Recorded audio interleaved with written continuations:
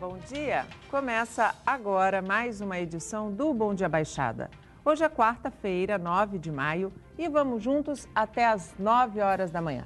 Nosso tema até às 9 é economia regional. Para tratar do assunto, o Bom Dia Baixada recebe Valdir José Calbianco, diretor do Centro de Integração e Desenvolvimento, o CID, e diretor titular do CIESP Cubatão. Valdir, seja muito bem-vindo ao nosso programa. Muito bom dia. Bom dia, obrigado pelo convite.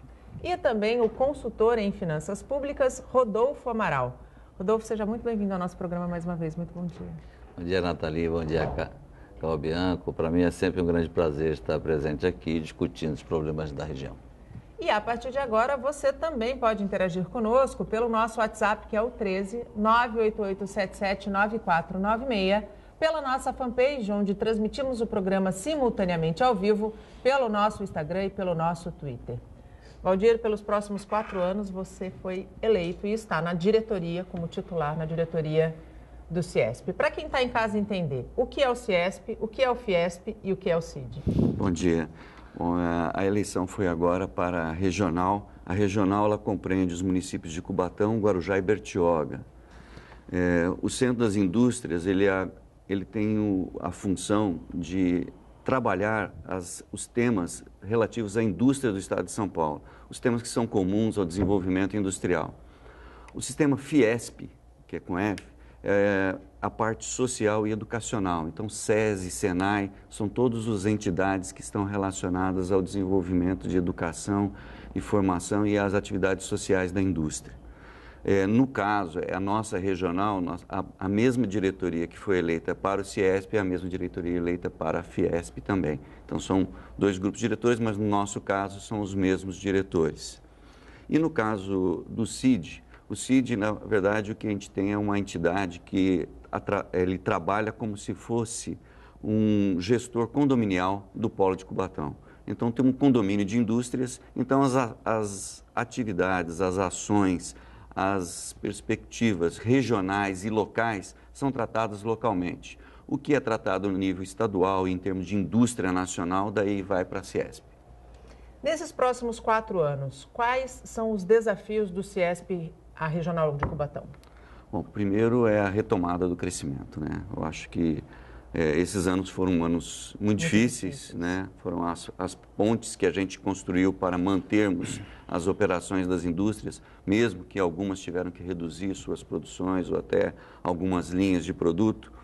O grande objetivo agora é a retomada do crescimento e que a infraestrutura, as matérias-primas, todos os itens relativos ao desenvolvimento, aos custos, principalmente, para que a gente continue sendo competitivo, devem ser tratados agora nesses próximos 4 anos, para a gente retomar, para que o polo volte a gerar mais emprego e mais produção. Do ponto de vista econômico, a gente pode dizer que há realmente um otimismo instalado e que esse otimismo é mais do que um sentimento, mas é um cenário real? A economia está começando de fato a reagir?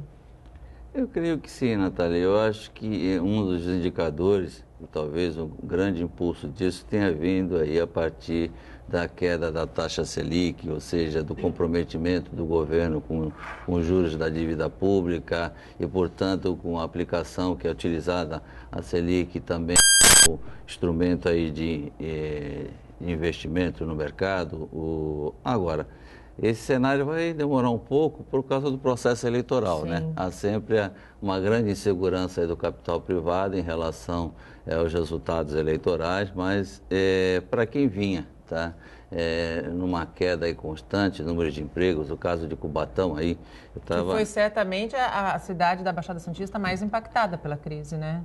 Cubatão tem alguns indicadores até contraditórios que eu trouxe aqui, mas um que chama muita atenção e é muito preocupante, que em 2011, por exemplo, o contingente de trabalhadores formais de Cubatão estava na ordem de 44.500. Trabalhadores.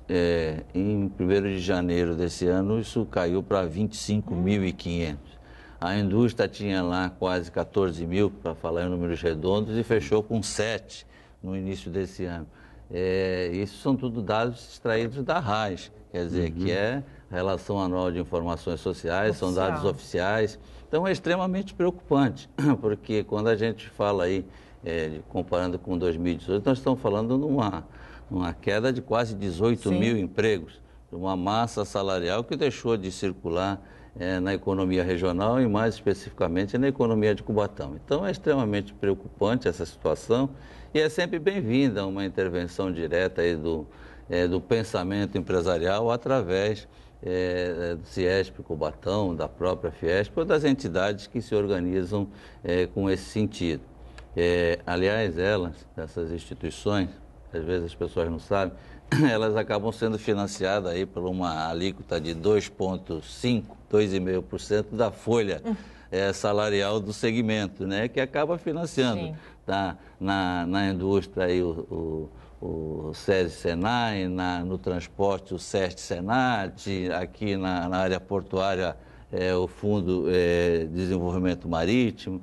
Enfim, são valores expressivos que são voltados para o cunho social dos trabalhadores e para o aperfeiçoamento profissional. Então, vamos torcer para que esse caminho aí, quer dizer, essa retomada, ela se consolide e que a gente tenha juízo suficiente para escolher, certo, um bom candidato para colocar o país nos trilhos. Aliás, o país precisa voltar para os trilhos, né? A gente precisa... O empresariado, ele só investe quando ele tem segurança jurídica e quando ele tem tranquilidade para fazê-lo. Como que as indústrias estão sentindo esse novo momento? Há, de fato, frente a tudo que o Rodolfo falou, queda da taxa Selic, há, de fato, um otimismo instalado nas indústrias do polo? Eu diria que sim. Hoje a gente começa a perceber que os movimentos, principalmente relacionados às questões de consumo, elas impactam diretamente na indústria. É claro que a indústria de Cubatão é uma indústria de base. Por ser uma indústria de base, ela é puxada pelas indústrias de segunda, terceira e quarta geração. Ou seja, precisa o consumo na ponta puxar, por exemplo, eletrodoméstico, para depois eu vir a necessidade dos outros itens que são para fabricar o eletrodoméstico. Então, as indústrias de Cubatão estão na cadeia básica. O que a gente imagina é que esse crescimento ele demore um pouco mais para as indústrias de base do que para as indústrias que estão na ponta diretamente. Mas, com certeza, já há reflexos, as produções estão sendo retomadas, as indústrias estão tendo realmente já uma demanda já crescente, já retomando seus níveis de produção. A indústria química nacional hoje ela está trabalhando com cerca de 75%, 80% de sua capacidade, ou seja, ainda tem 20 a 25% ainda de possibilidade da gente crescer rapidamente. Então, essa é uma grande vantagem. A gente tem uma indústria com capacidade para responder rapidamente. E, para isso, a gente precisa também tirar os projetos da gaveta. Para que a gente possa gerar empregos, inclusive, né? Porque uma indústria, para ser construída, ela demora de 3 a 5 anos, entre projeto, entre viabilidade, licenças e todos esses itens. Então, até a gente colocar uma indústria para operar com trabalhadores capacitados e tudo, são de 3 a 5 anos. Então, se eu não tirar agora os meus projetos e não investir, isso não vai acontecer no longo prazo. Então, o que vai acontecer? A demanda futura vai ser atendida por importação. Então, eu acho que... E aí a gente perde mercado, né? A gente perde mercado. Então, por isso que eu acho que os empresários estão analisando o momento, eles estão olhando para que o momento seja decisivo em relação à taxa de juros, em relação a estabilidade do país, pelo menos que a política não interfira tanto na economia, né? Então, acho que esse é o ponto importante. E aí começa o desenvolvimento e investimento. Como o Rodolfo colocou, dados extraídos da própria RAIS mostram uma queda de 14 mil para 7 mil empregos. A gente teve aí uma redução de 50% do número de trabalhadores. Já há algum indicativo feito o próprio levantamento feito pelo CIESP Cubatão de que postos de trabalho estão começando, mesmo que timidamente, a serem retomados? Ainda não, ainda a gente não tem essa reação. A gente tem mais a estabilização, né? Não é nenhum processo de redução de nível de empregos. O que a gente está retomando praticamente são manutenções que já estavam programadas, que as indústrias não param. Uma coisa que é importante a gente falar, nenhuma indústria ela é assim, irresponsável de deixar de fazer manutenção. Porque se ela deixar de fazer manutenção, ela perde rendimento, e perde eficiência e perde competitividade. Então, todas as manutenções foram feitas. O que aconteceu é que algumas áreas de algumas indústrias pararam. Então, isso que provocou uma redução do nível de empregos. E as obras também, as expansões também não aconteceram mais. Então, não tivemos mais obras. Então, quando a gente pega uma medição de emprego, às vezes nós estávamos em franca expansão de carteira de diesel, de gasolina da refinaria, por exemplo, tinha um número de empregados muito mais alto do que o normal do polo para obras.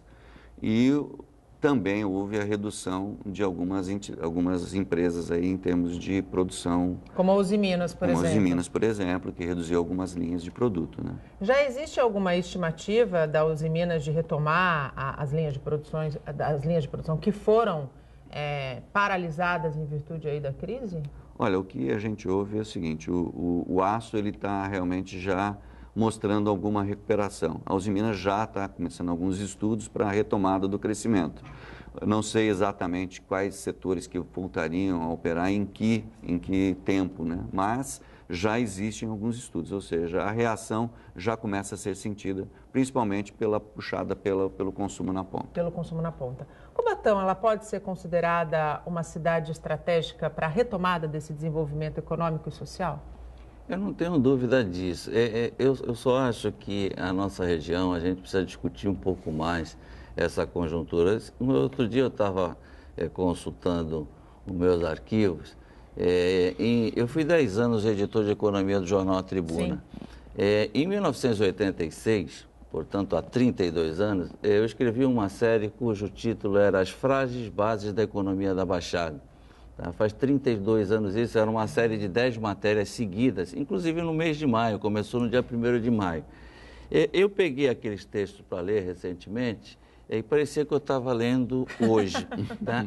E tudo que estava sendo dito ali, quer dizer, a nossa sustentação muito forte em cima da COSIPA, certo? Em cima da atividade portuária naqueles moldes, certo?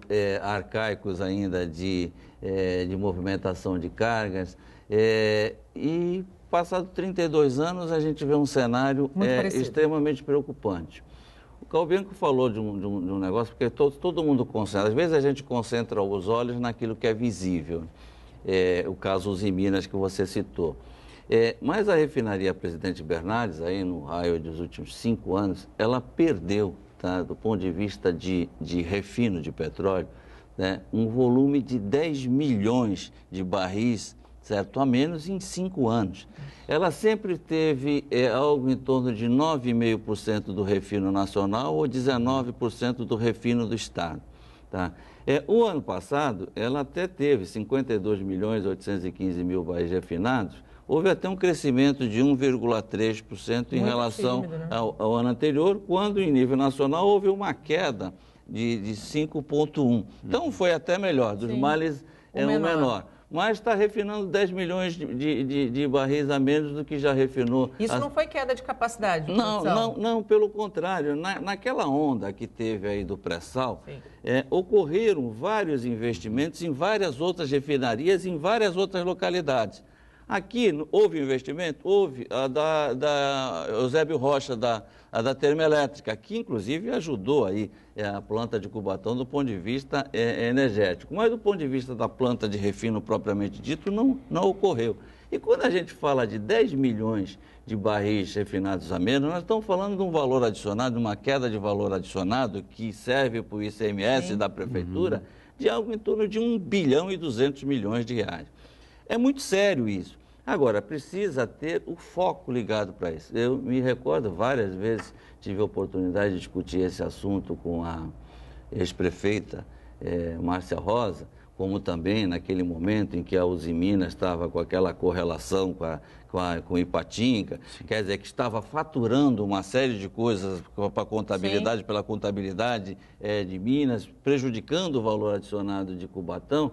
E parece que a gente falou, sabe, pregou no deserto. Então, eu acho que essa defesa... recurso que certamente, se tivesse nos caixas da Prefeitura hoje, a situação de Cubatão estaria muito diferente. Não, eu não tenho a menor dúvida do que isso, porque a modernização nós não vamos combater. Hoje, na parte da tarde, eu participo de um evento aqui em Santos, da área portuária, que vai discutir aquele acordo de facilitação do comércio. Promovido pela arbitragem. E a gente fez até um estudo para ele, vai apresentar os últimos 25 anos dos portos brasileiros. As estatísticas são fabulosas, certo? O movimento de cargas cresceu de 346 milhões de toneladas em 93 para 1 bilhão e 86 milhões em 2017, 213%. O volume de contêiner movimentado cresceu 800%, Sim. saiu de 1 milhão para 9 bilhões de unidades de teus, né, que é o contêiner de 20 pés. Enfim, todos os indicadores São positivos.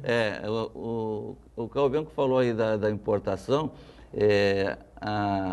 O valor de imposto de importação ano passado, o governo arrecadou 32 bilhões. O governo federal. O governo federal, Disso veio quanto para cá, para a nossa região? Não, e 16 bilhões foram aqui. Né? Quer dizer, todas essas estatísticas que eu estou falando, 50% estão aqui ligados ao Porto de Santos ou à Receita Federal aqui em Santos, que, aliás, está de greve aí, né? Está de greve essa semana. No momento.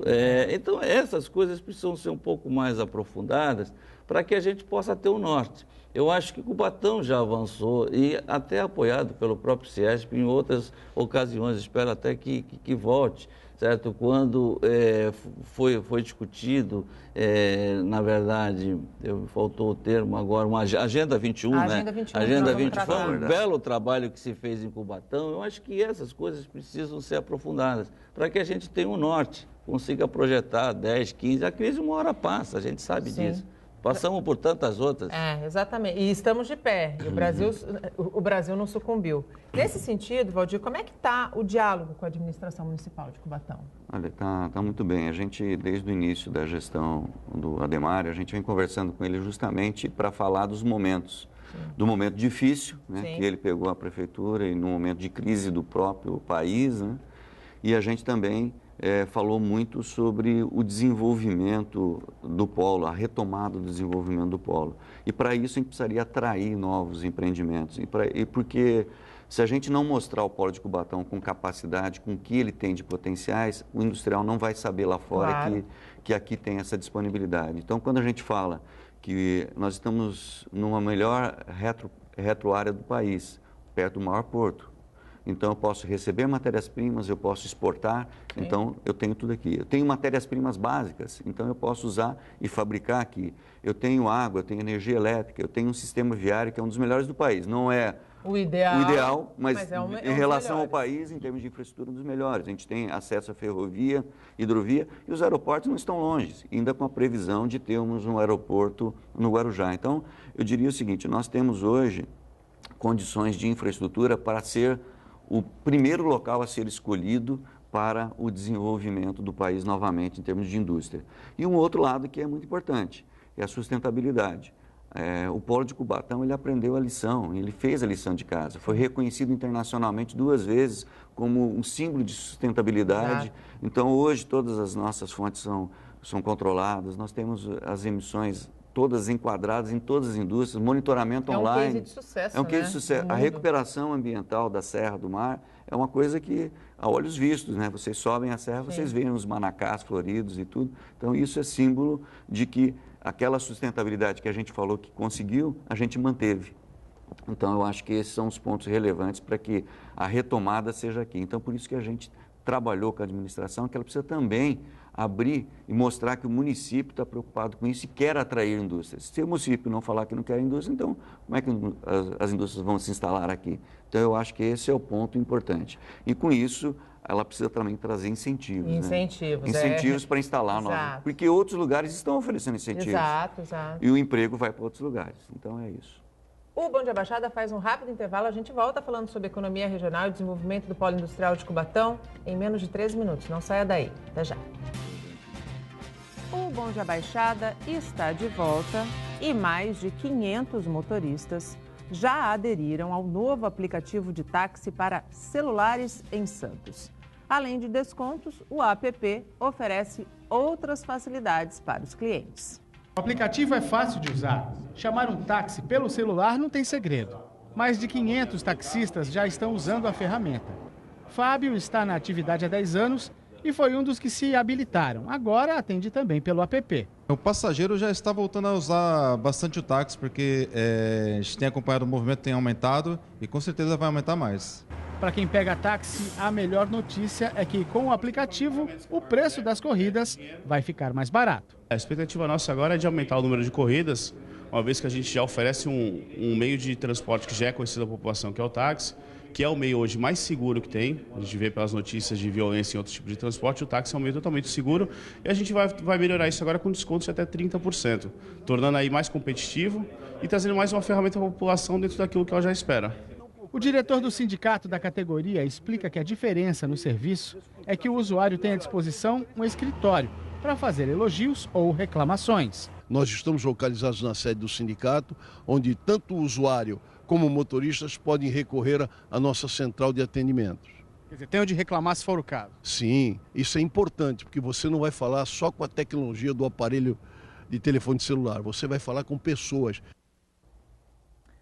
É mais uma opção para que a gente possa ter tranquilidade e segurança quando precisar chamar o serviço de táxi ou de movimentação de veículos de transporte por aplicativo.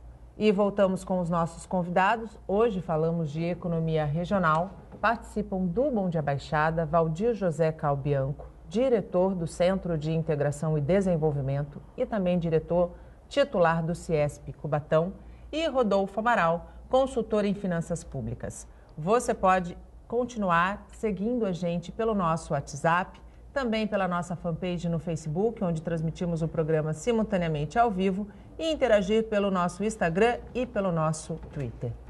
Valdir, a gente falou muito sobre a questão, o Rodolfo colocou um estudo e dados importantes a respeito do Porto de Santos, e hoje a gente vive o que está sendo chamado de quarta revolução industrial. E essa tecnologia 4.0 atinge, obviamente, as indústrias que estão inseridas no polo de Cubatão.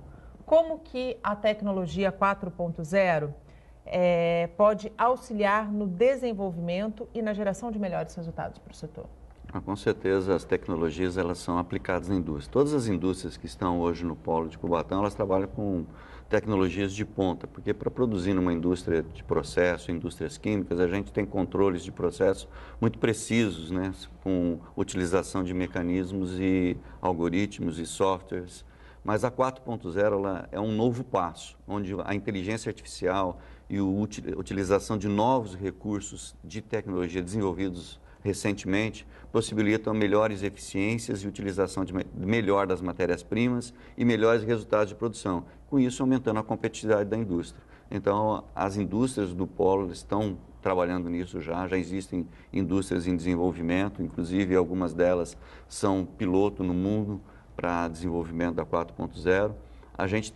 Nós teremos agora, essa semana, a partir de segunda-feira, um evento no Senai aqui de Santos, falando da indústria 4.0, com cases de sucesso já, com alguns cases sendo apresentados e mostrando para o público em geral o que é a indústria 4.0, então temos uma oportunidade de discutir isso. Mas com certeza é o caminho de desenvolvimento. A indústria ela sempre puxa a tecnologia porque é necessário para que as eficiências sejam aplicadas e tenham resultado tanto em custo quanto em qualidade de produto. E nesse sentido, quando a gente fala de indústria 4.0, a qualificação é essencial, né? Com certeza. É uma nova fase de qualificação das pessoas que trabalham na indústria. Hoje, a gente, quando fala de um operador industrial, é a pessoa que tem segundo grau, curso técnico em química, são pessoas qualificadas e com um desenvolvimento em softwares, em aplicativos. Então, as pessoas hoje já são qualificadas, mas elas precisam estar preparadas agora para esse novo salto. E isso vai acontecer, né? O próprio Senai, ele está desenvolvendo vários cursos, existem outras entidades que estão trabalhando nisso, e a gente tem com certeza um novo passo aí que as pessoas vão precisar mover novamente em relação à tecnologia. Um próximo passo, um novo passo, quem não der está fora do mercado, né, Rodolfo?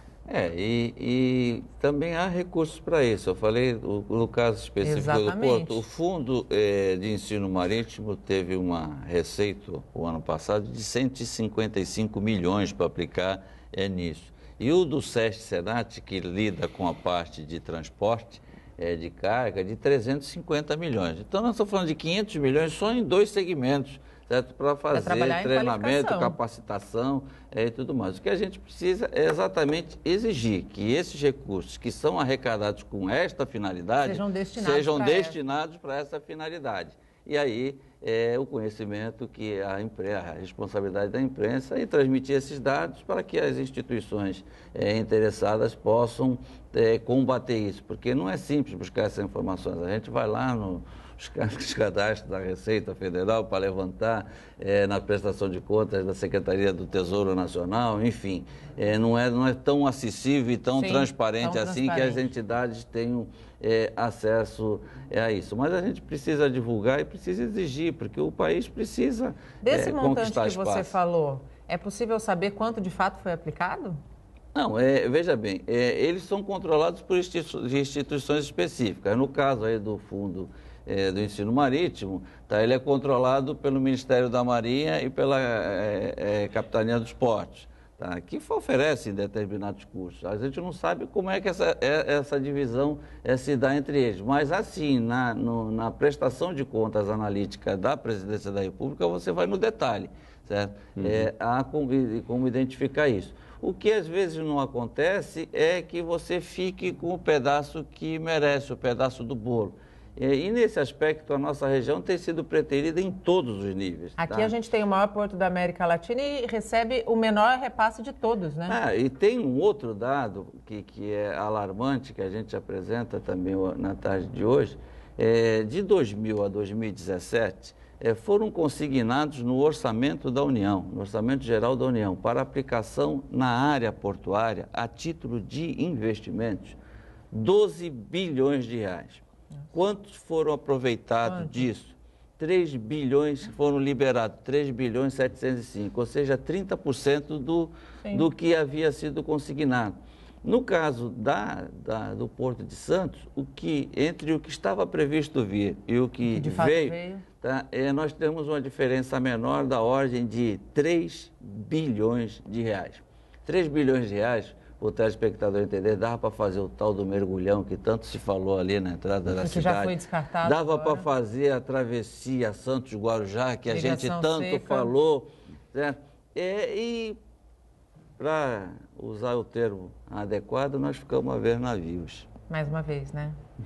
Em março, voltando a falar um pouquinho de Cubatão, a gente vai voltar a falar sobre essa questão do desafio da infraestrutura quando a gente pensa em cais no nosso Porto de Santos. Mas eu queria voltar a falar um pouquinho de Cubatão. Em março, aconteceu um seminário que foi intitulado Cubatão, uma fábrica de oportunidades. De lá para cá, quais foram os avanços, Waldir? Olha, a gente, junto com a Prefeitura de Cubatão, a Abiquim e o Ciesp, o CID, a gente promoveu um encontro em São Paulo para mostrar para a imprensa, mostrar para os empresários que Cubatão tem pelo menos 11 grandes motivos para ser escolhido para um novo investimento de expansão de indústria. Para isso, a gente contou com uma avaliação, primeiro, de todos os potenciais que nós temos, como a gente falou, de infraestrutura, como também número de escolas, a capacidade de organização que a gente tem, estarmos perto de São Paulo, que é o maior centro consumidor do país, uma grande movimentação do PIB, um porto importante.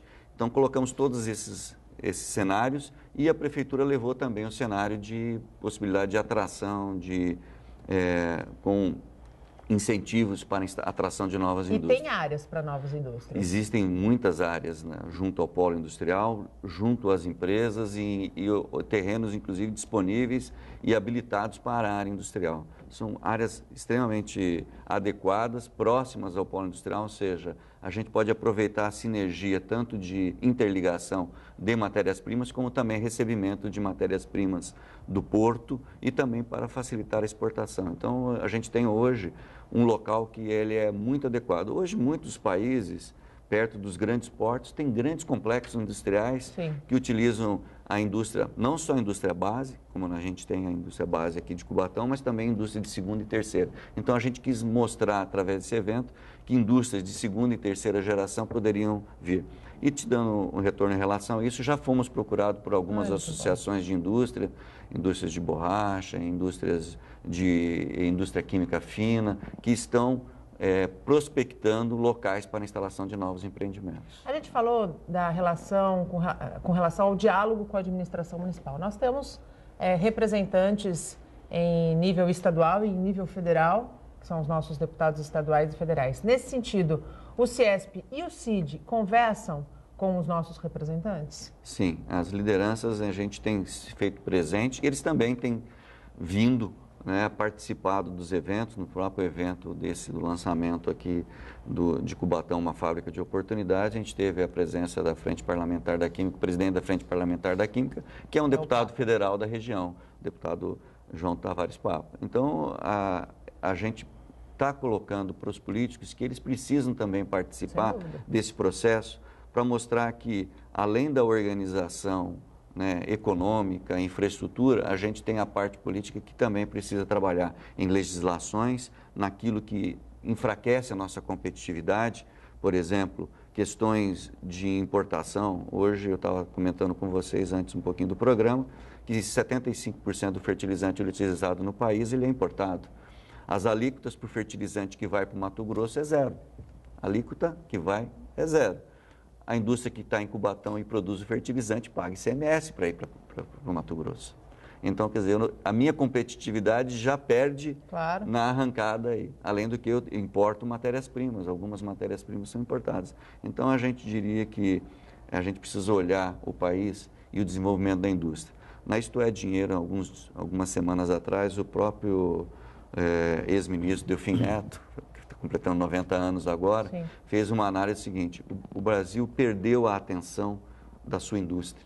Ele tinha condições de ter a indústria mais desenvolvida dos países que estavam em desenvolvimento, porque ela já estava bem avançada, a nossa indústria. E aí nós tiramos o foco da indústria e o que aconteceu? A nossa indústria foi diminuindo e perdendo participação. E talvez, se tivesse sido levada a sério da forma que deveria, a crise não teria sido tão forte do jeito que foi, né? Eu não tenho dúvida.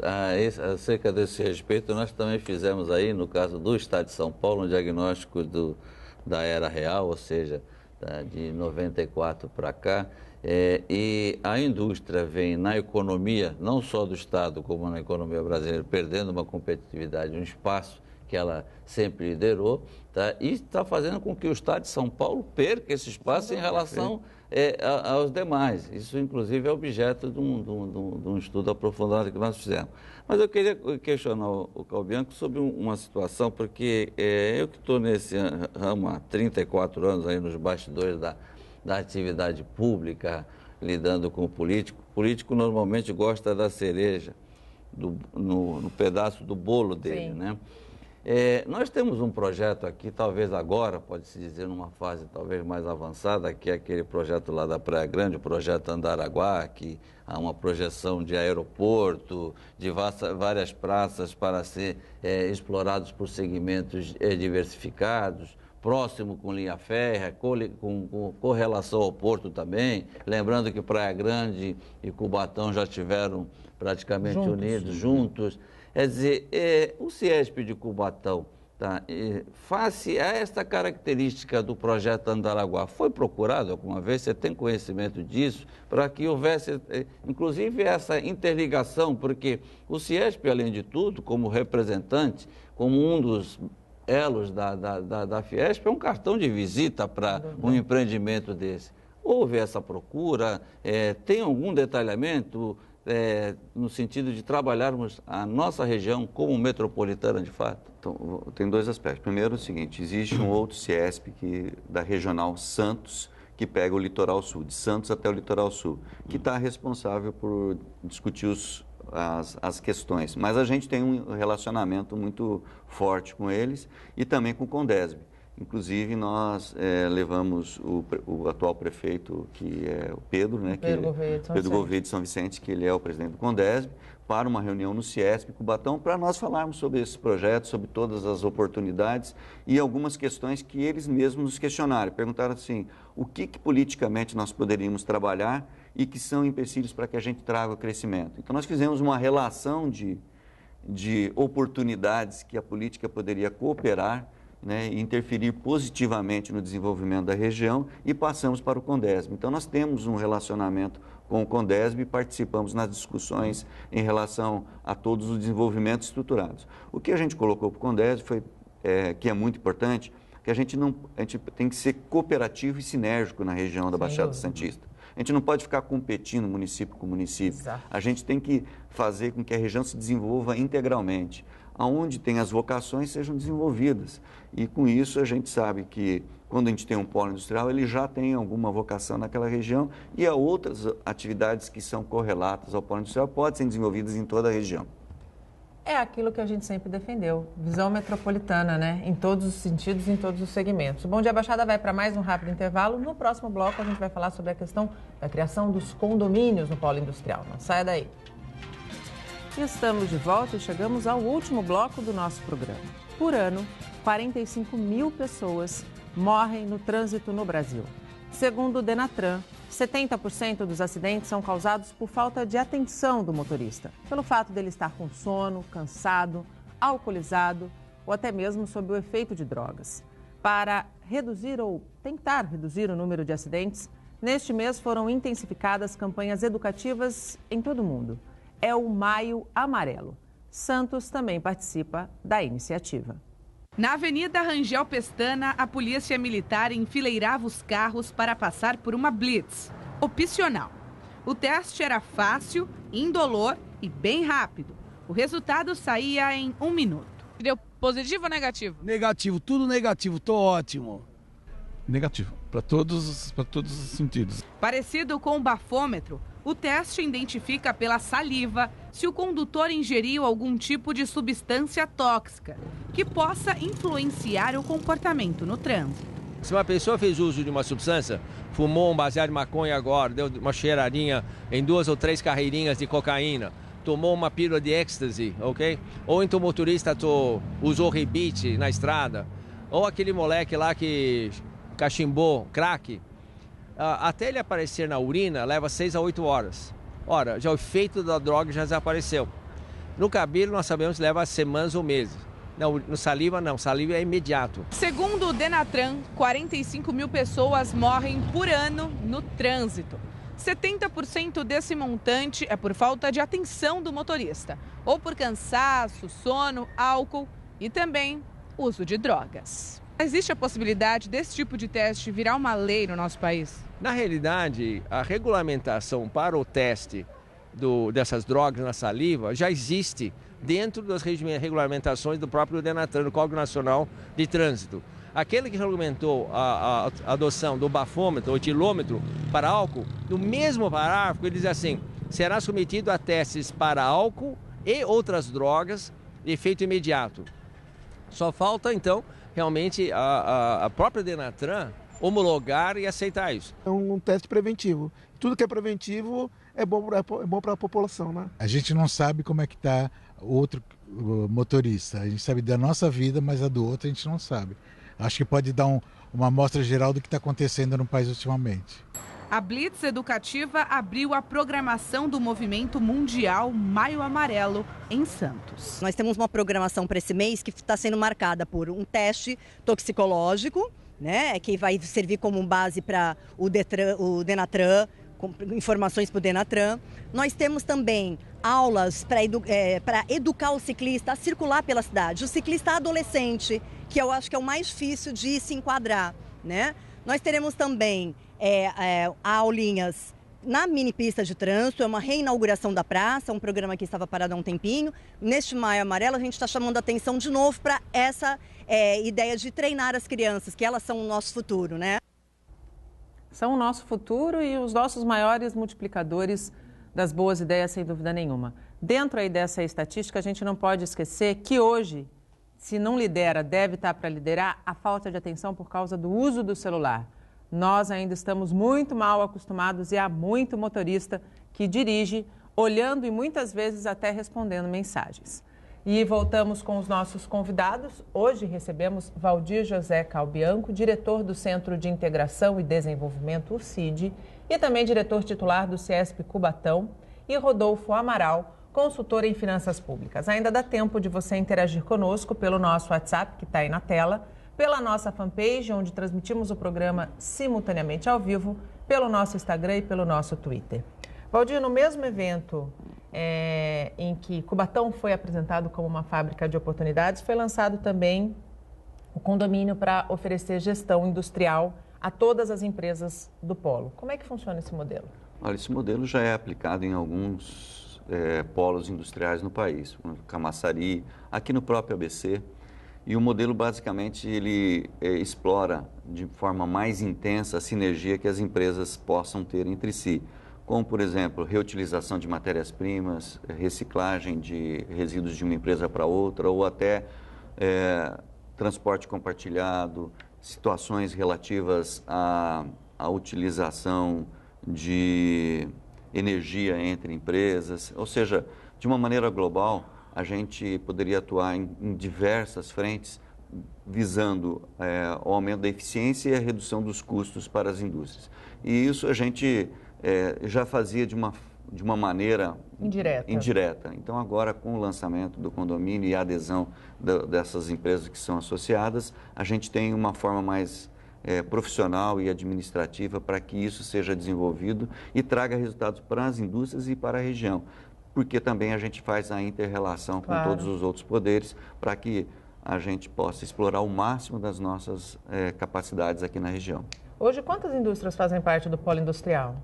Hoje nós temos 37 associados, em termos de indústrias mesmo, são 26 indústrias. E todos aceitaram esse novo modelo? Todos acataram esse novo modelo, apoiaram esse novo modelo? Todas as indústrias são signatárias e são associadas, né? As indústrias, elas são as primeiras, né, que já atuavam de forma sinérgica, mas agora aderiram a esse novo modelo de condomínio. O modelo de condomínio, Rodolfo, ele é uma tendência, né? A gente pode dizer que é uma tendência quando a gente fala de polos industriais? Não tenho dúvida, eu diria que é uma tendência em toda a atividade econômica em si. Eu queria até aproveitar... Menos na dragagem do porto. Eu queria até aproveitar a oportunidade para questionar o Calbianco sobre, ele falou há pouco aí da ociosidade, aí, da capacidade instalada ociosa da indústria lá em Cubatão. Nós tivemos alguns momentos, eu me recordo antes da construção aí da termoelétrica Eusébio Rocha, uma reclamação do polo industrial em relação à capacidade de oferta de energia. Certo? Quer dizer, se as plantas tivessem que ser executadas, não haveria energia para dar suporte à produção em Cubatão. Como é que está essa realidade hoje? Se as indústrias voltarem à sua plenitude, esse problema está solucionado ou nós vamos lá na frente reclamar que falta energia e capacidade energética? Eu acho que é uma situação mais do país, tá? O país ele precisa se preparar, ele não pode depender somente de termoelétricas para gerar energia, porque o custo de geração fica muito alto. Altíssimo. Então ele precisa preparar novos modelos de gestão de energia para o país. Então o que a gente falava é que realmente o país não está se preparando para o crescimento que vem à frente. E as usinas levam também um certo tempo para ser licenciadas, habilitadas e construídas. Então, o que o país precisa é pensar no modelo de energia de longo prazo. Claro. E isso que é realmente a nossa preocupação, porque não é que não vai faltar energia, é que o custo vai subir. Quando você ficar dependendo de termoelétricas ligadas o tempo todo, o custo dessa energia gerada vai ser muito caro. Então, aí isso vai gerar uma perda de competitividade. E quem vai pagar a conta no fim dessa cadeia é o consumidor. E para não dizer que Cubatão fica sempre atrás dos rankings, né? No caso de consumo de energia, ele está sempre ali, terceiro e quarto. É capital, Guarulhos, Campinas, Cubatão, e só alternando. Então, tem algum ranking que Cubatão está bem. Mas essa questão da busca e da necessidade de um planejamento a longo prazo vem muito de encontro também com o que a gente fala de sustentabilidade, né, Rodolfo? E que os nossos governantes parece que não estão atentando para o problema. Mas eu já dos governantes eu já espero um pouco, mas eu gostaria de esperar um pouco mais do capital privado, da sensibilidade, até na sua autodefesa, porque hoje nós estamos reclamando aí a falta de atividade, mas na hora que nós vivenciarmos um período de plena capacidade, lamentar a falta de energia lá em capacidade de geração de energia vai ser muito triste. Então, eu espero que esse assunto não fuja da pauta, porque é um assunto, como disse o Calbianco, nacional, uma preocupação nacional, todo mundo vai buscar no sistema, né, na rede, mas algumas regiões são estratégicas e Cubatão é uma dessas e vai precisar ter esse apoio. Com relação ao condomínio, qual que é o papel do CIESP na estrutura? O CIESP ele trata das questões, o CID se relaciona com o CIESP, o CID olhando para dentro do condomínio, em questões micro, né, da micro-região, da região do polo, e o CIESP trata das questões estruturais, tanto do Estado como do país e da indústria como um todo. Então, todas as demandas que o CID possa ter, que sejam relacionadas a isso, o CIESP vai tratar diretamente com o Estado, numa forma mais estruturada como uma entidade estadual. A gente tem pouco mais de 3 minutos. Nós falamos ao longo do programa da Agenda 21. Esse evento aconteceu em 2005, já temos aí, são 13 anos do evento, foram 282 projetos contemplados, 17 temas. De lá para cá, Valdir, o que a gente avançou? Olha, a Agenda 21 ela foi utilizada pelos prefeitos durante um bom tempo como linha de desenvolvimento do município, baseado no que as comunidades necessitavam e aquilo que precisaria ser desenvolvido. São 17 temas muito diversos, mas muitos deles andaram em termos de infraestrutura, algumas coisas foram desenvolvidas, educação, mas não chegaram a atingir a plenitude. Então, o que a gente andou conversando com o prefeito e com os vereadores, inclusive com a Câmara, é que a gente precisa fazer uma revisão. Como todo um projeto de longo prazo, ele precisa ser auditado, revisado e acompanhado. Então, a gente atualizado, né? E atualizado, porque as demandas mudam ao longo do tempo.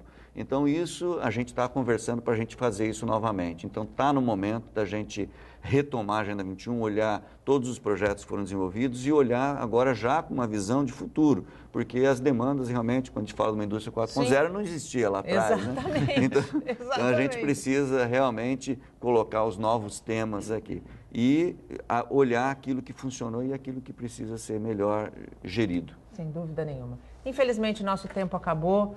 Calbianco, eu queria muito agradecer a tua participação e a tua disponibilidade em estar aqui conosco na bancada, falando de Cubatão, falando do polo industrial, falando de economia regional, porque quando a gente fala de todos esses aspectos, a gente está falando de promoção de emprego, promoção de cidadania, promoção de dignidade. Muito obrigada, sucesso nos próximos 4 anos à frente da diretoria do CIESP Cubatão. Tá, muito obrigado. Eu vou deixar com vocês aqui um material que a gente trouxe sobre o evento lá dos 11 motivos, uma fábrica de oportunidades, também o relatório anual de 2016, que tem todos os dados do polo, da geração de riquezas que o polo industrial gera para a região. Isso aqui é um documento extremamente importante. Muito obrigada mais uma vez. Rodolfo, obrigada de novo pela tua participação. Sempre bom ter você aqui na bancada, me ajudando a conduzir o Bom Dia Baixada. Muito obrigada. Eu que agradeço, é uma grande satisfação. O Bom Dia Baixada fica por aqui. Você pode ficar bem informado sobre tudo o que acontece na região e no mundo acessando o Santa Portal. Eu volto amanhã, a partir das 8 horas da manhã. Tchau!